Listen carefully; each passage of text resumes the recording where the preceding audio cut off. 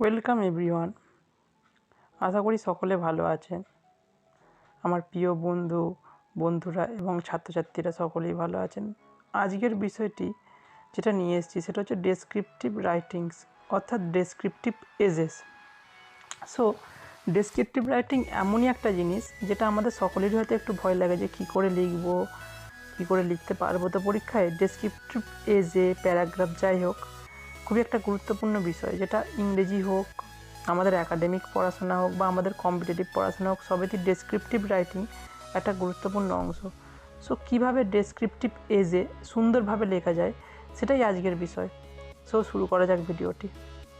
আচ্ছা, descriptive essays can be broadly categorized into two types: imaginative essays, factual essays. So সাধারণত essay ক ধরনের হয়: প্রবন্ধ, ইমাজিনেটিভ এজে এবং ফ্যাকচুয়াল এজে। ইমাজিনেটিভ এজে বলতে গেলে সাধারণত আমরা কোথাও ঘুরতে গেছি বা আমাদের সাথে কোথাও কিছু ঘটেছে, সেই পার্সোনাল এক্সপিরিয়েন্স নিয়ে যখন আমরা কিছু কাল্পনিক কিছু মিশিয়ে লিখি সেটাই হচ্ছে ইমাজিনেটিভ এজে। আর ফ্যাকচুয়াল এজে বেশিরভাগই রিয়েলিটি, বাস্তবতার উপর বেস্ট করে হয়। দেখলে যেটা নাম দেখে বোঝাই যায় ফ্যাক্টের উপর নির্ভর করে হয় ফ্যাকচুয়াল এজেস।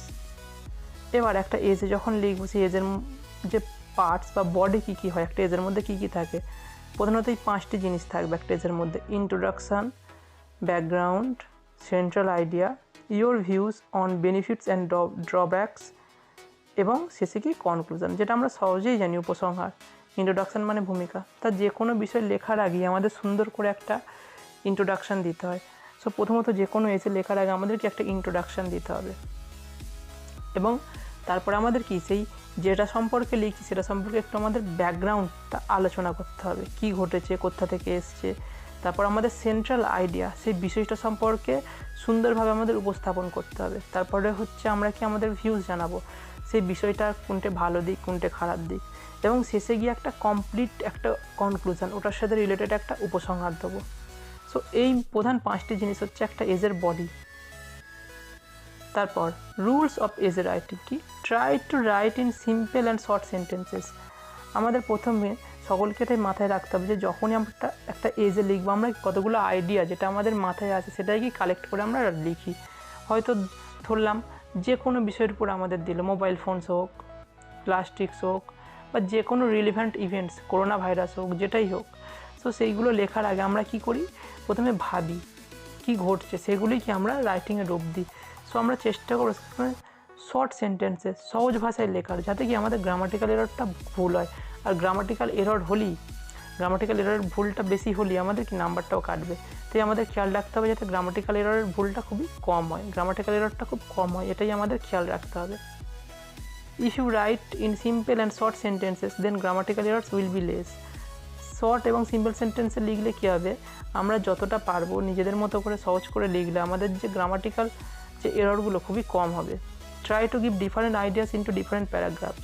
আমরা যখন বিভিন্ন আইডিয়াসগুলো লিখবো যেন একসাথে পরপর একটা প্যারাগ্রাফে যোগ করে দিলে হবে না। যে আইডিয়াগুলো আমাদের মাথায় আসবে শর্ট করে গিয়ে প্যারাগ্রাফ তৈরি করব। এই প্যারাগ্রাফগুলো বিভিন্নভাবে অ্যাড করব। তারপরে try to give always unbiased view.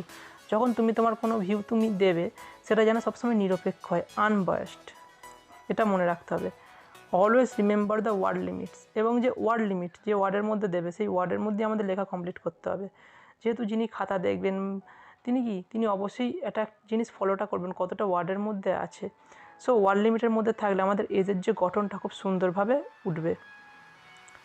এবং conclude with a sense of completeness, এবং আমাদের যে যখন শেষ করতে হবে যেন মনে হয় এজেটা পুরোপুরি কমপ্লিট আছে। এইভাবে যিনি এজেটা পড়বেন যাতে দেখে মনে হয় যে এজেটা কি পুরোপুরিভাবে কমপ্লিট হয়েছে। সে যেরকমই হোক, যতটাই তুমি লেখো, কি আমাদের কমপ্লিটনেসটা দিতে হবে এজেটার মধ্যে। একটা এক্সাম্পল আমি নিয়েছি যেটা দেখলে এজেটা কীভাবে লেখা হয়েছে তোমরা সকলেই বুঝতে পারবে। Should the use of polythene be banned, অথবা or harmful effects of plastics bags or polythene. So কীভাবে আমি লিখবো যেটা একটা এক্সাম্পল তোমরা অবশ্যই দেখো, আশা করি দেখে তোমরা বুঝতে পারবে। প্রথমে কি একটা ইন্ট্রোডাকশান দিয়েছি: plastic was one of the most important invention of the last century. Plastic জানি লাস্ট সেঞ্চুরি মানে এটা 21st সেঞ্চুরি, 20th সেঞ্চুরিতে এটা আবিষ্কৃত হয়েছিল। Out of various derivatives one from polythene commonly called polythene, তাহলে পলিথিলিনটা কী নামে পরিচিত? পলিথিন নামে। মেড ফ্রম হাইড্রোকার্বনস, কী থেকে তৈরি? Hydrocarbons, a by product of petroleum and important energy fuel. তাহলে কি ছোটো ছোটো আমি শর্ট সেন্টেন্স এখানে ইউজ করেছি কমাতে। কোথা থেকে পাওয়া যায় হাইড্রোকার্বনস? পেট্রোলিয়াম থেকে। যেটা কি পেট্রোলিয়াম আমরা সকলে জানি একটা এনার্জি ফিউয়েল, জ্বালানি হিসেবে ব্যবহৃত হয়। Being tough and light, it has a great industrial and commercial use, specially in packaging industry. However, its excessive use in recent times has threatened the environment. যাই হোক, বেশিরভাগ প্যাকেজিংয়ের কাজে লাগে, কিন্তু কী হচ্ছে এর এক্সেসিভ ইউজ। এক্সেসিভ মানে কি? ব্যাপক পরিমাণে ব্যবহার হচ্ছে, যেটা কি থ্রিটেন্ড আমরা সকলে জানি, এগুলো খুবই কমন ফ্রেজ। থ্রিটেন্ড মানে ভয়ের বিষয় আমাদের প্রকৃতির পক্ষে বা এনভায়রনমেন্ট, পরিবেশের পক্ষে। This is a cause of great concern for it now threatens our very existence. এটা আমাদের এখন অস্তিত্বের পক্ষে ভয়ঙ্কর হয়ে দাঁড়িয়েছে। তাহলে কি আমি ব্যাকগ্রাউন্ড এবং ইন্ট্রোডাকশানটা খুব সুন্দরভাবে প্রেজেন্ট করলাম, যেটা কি কিছুটা অ্যাট্রাকটিভ করতে হবে। যিনি খাতা দেখবেন যাতে তিনি দেখে বুঝে যান তুমি এজেটা কী নিয়ে লিখতে চাইছো। যেহেতু আমি হার্মফুল এফেক্ট নিয়ে লিখছি, তাই এখানে আমার মেনশন করে দেওয়াই ছিল ব্যাকগ্রাউন্ডে যে কি হার্মফুল এফেক্টটা কী আমাদের এনভায়রনমেন্টের উপর পড়ছে, আমাদের উপর পড়ছে। তারপর polythene is used in a number of products like toys, automatic parts, waterproof wear, etc. However, the most common use is the packaging industry. Polythene bags, being light and durable, extremely used in virtual, replacing good old paper bags that were more environment friendly.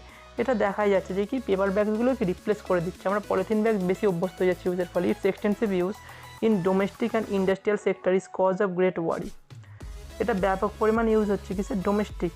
আমরা জানি ঘরে যে কোনো ঘরোয়া জিনিস, আমরা দোকানে একটা মালপত্র কিনি, আনাজ কিনি, সবই প্লাস্টিক প্যাকেট ইউজ করে থাকি, এবং ইন্ডাস্ট্রিয়াল শিল্পের ক্ষেত্রে ইউজ হয়ে থাকে।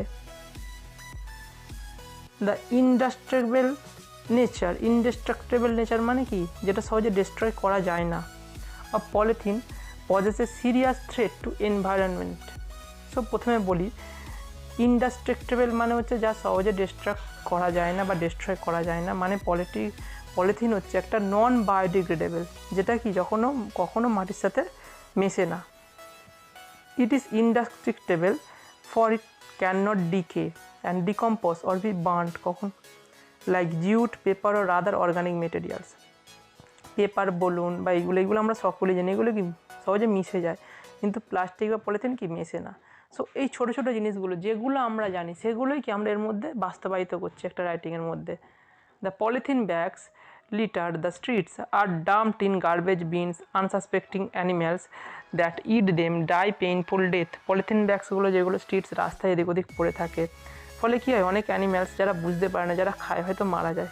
সাম find their way in the sewage and drainage system city, causing water logging and unhygienic condition. এটাও আমরা জানি যে কি প্লাস্টিক অনেক সময় ড্রেন বা সিওয়েজ মানে নিকাশি ব্যবস্থায় মিশে গেলে কী হয়, ওয়াটার লগিং, জল জমে যায়, এবং আনহাইজেনিক কন্ডিশন, ফলে একটা কী কন্ডিশন হয়, আনহাইজেনিক। তাহলে কি ছোটো ছোটো ওয়ার্ড যেগুলো আমরা ইউজ করি সেগুলোই কি এখানে ইউজ করা হয়েছে। তারপরে it poses a major threat to environment pollution.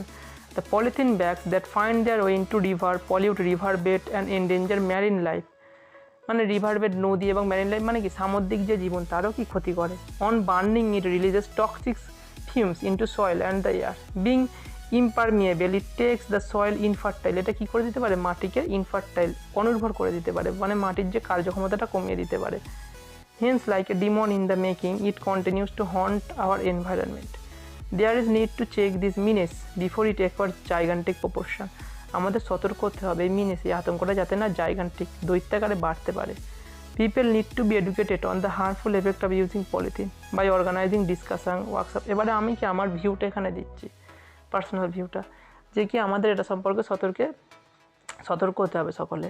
There is also need to encourage the use of other packaging material like paper, cloth, jutes or steels and products from clays.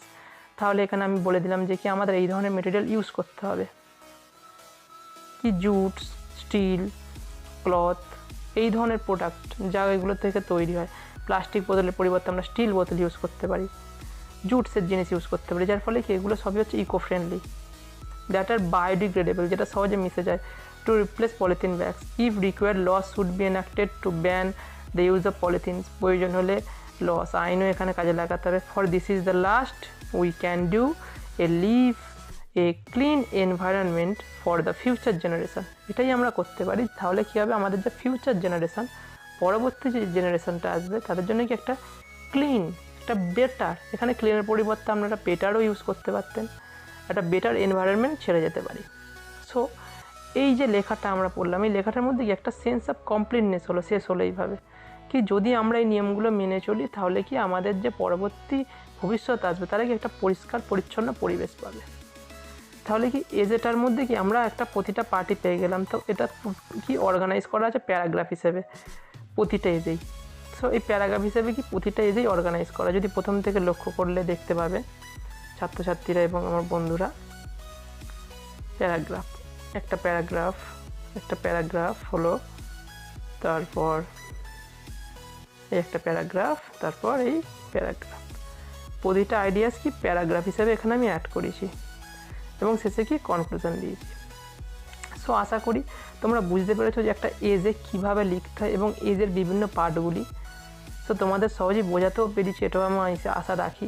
যদি তোমরা বুঝতে পারো, তোমাদের যদি ভালো লেগে থাকে, অবশ্যই আমার চ্যানেলটিকে সাবস্ক্রাইব করো এবং এই ভিডিওটিকে লাইক করো, তাহলে আমি আরও উৎসাহ পাবো এই ধরনের ভিডিও বানানোর জন্য। এবং তোমরা কমেন্ট বক্সে জানিও তোমাদের আর কী ধরনের তোমার ইংরেজির উপর দরকার, কী ধরনের বিষয় তোমাদের দরকার ইংরেজি। আশা করি এটা সকলের পক্ষে খুবই হেল্পফুল হবে। এই বলে আজকের ভিডিওটি শেষ করছি। সকলে ভালো থেকো।